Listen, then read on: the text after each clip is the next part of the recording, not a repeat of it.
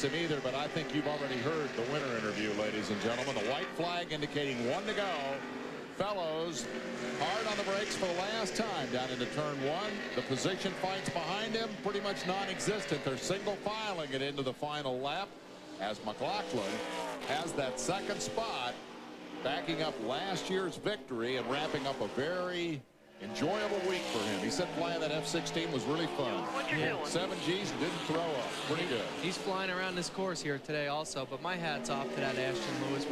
We've talked about him all day long. Engineer from the 24 car, got the opportunity to get in a Roush car for one of Jeff Burton's car, and man, he's doing a great job running third right now. The yellow number 9. Here's the guy who's been the class of the field since Boris said the pole sitter spun on the first lap. Ron Fellows, a victor here a year ago in truck competition, to the delight of the Canadians who come down across the border to watch the racing at Watkins Glen. Comes back here a year and 3 weeks later and says, I'll do it again in a Busch car. Joe Nemechek gave him the call and the opportunity.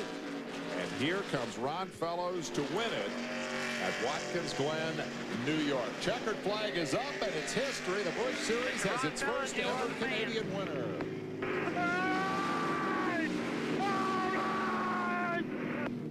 He has a full straightaway lead over Hermie Sadler as they go down the back straightaway. It will be the white flag next time for the leader. Ed Berrier right there. White flag from Carl Simmons.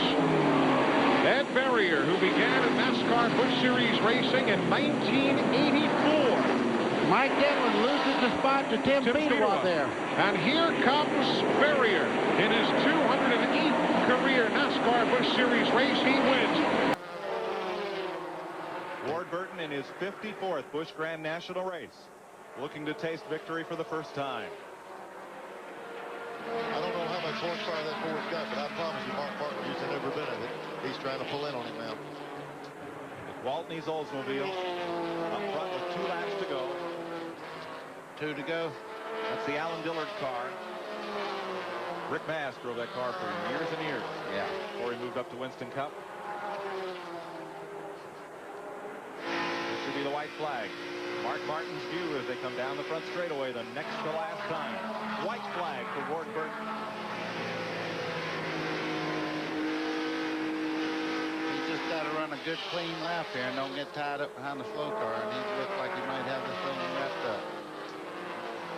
Back straightaway past the Barry Bostic car. Mark Martin closing in. Martin will have to deal with that lapped car. And now coming off turn number 4 to the checkered flag, his first career victory, Ward Burton of South Boston, Virginia. Picks up his first win in his 54th Busch Grand National start. And that should put him atop the Busch Series point standings by 5 points ahead of Dale Earnhardt. 2 to go. I've never heard a spotter drive a race car like that spotter. Run your line off the corner. He's looking. He's inside. Clear. Jarrett to the Good job. Come to the line. White flag, Jeff. I'm going to tell you something. That shows. Slow cars on the bottom. Come on through. Clear. That shows the class Dale Jarrett has right now. Come on down the straightaway, Jeff. I'm not just saying that because Jed's staying here, but he's running all the way inside and Dale can throw him down. About 2 car lengths back. 1 car length.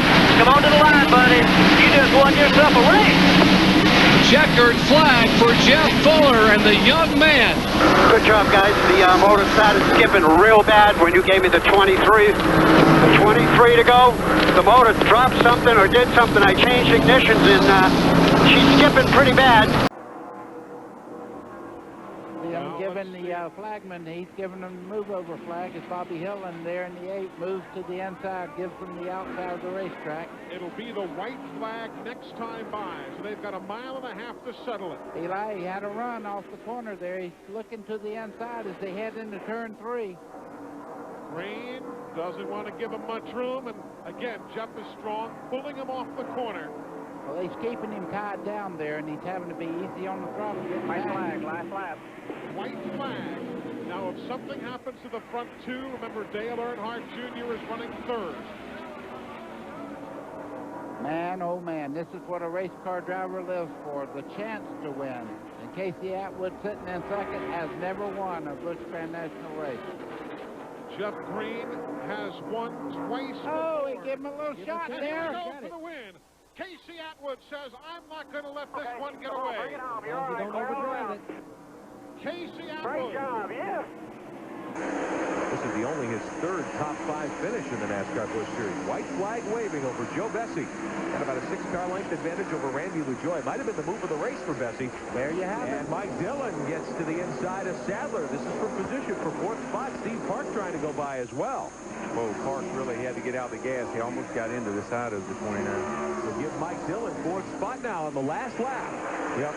Leaders coming out of turn 4. It looks like it's going to be Joe Bessie to the checkered flag. Bessie gets his first career win in the NASCAR Busch Series. His 112th career start. White flag. One more lap to go for Tracy Leslie, and he'll win his first Busch Grand National race of his career. Now Labonte has that 3rd spot from Ward Burton, and Tim Fedewa is looking for an opportunity to pass Ward Burton. Meanwhile, Tracy Leslie is in turn 3, now in turn number 4. Here he comes off the 4th turn, and Tracy Leslie wins the Kroger 200 at Indianapolis Raceway Park. There's 3rd, 4th, and 5th. Labonte, Ward Burton, and Tim Fedewa. They're about the 6th car. 2 to go. The way they're running, David Green, the most points he could get in Atlanta would be 180, and Grissom would leave here with a 188-point lead and be all over. White flag for Johnny Rumley out of Winston-Salem, North Carolina. Bob Hicks owns the car. Donnie Stoker's the crew chief on the Big Dog Cole Oldsmobile. He's the big dog today. You bet. If you can't run with a big dog, stay on the porch. And Johnny Rumley takes the checkered flag As he clears the last step. to the surprise of just about everybody here. There's your leader, Buckshot Jones. There is Second no place, caution. No caution of the 2nd place man, McLaughlin, is the 34 right behind him. It'll be white flag next time by for Buckshot Jones, running the full Busch Series schedule for the first time this year.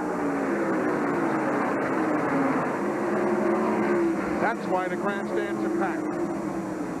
You never know in this business. Just behind this is a big stack up. Dick Trickle's on the back. Got a bunch of the cars slowed up. It's going to be a fight from 3rd on back. 1 lap to go for Buckshot Jones. McLaughlin is in 2nd. 3rd is LaJoie. 4th is Kenny Wallace. 5th is Bobby Labonte. Doug Hevron is in 6th. Now, does McLaughlin have anything here with the final half-mile looming ahead? McLaughlin trying to chase down Buckshot Jones, who is in only his 18th race on the NASCAR Busch Series. This is for the win in Milwaukee. Oh, look at this. Here comes McLaughlin to the straight. I believe Buckshot got him by a 1.5 feet. Now there are 2 laps to go.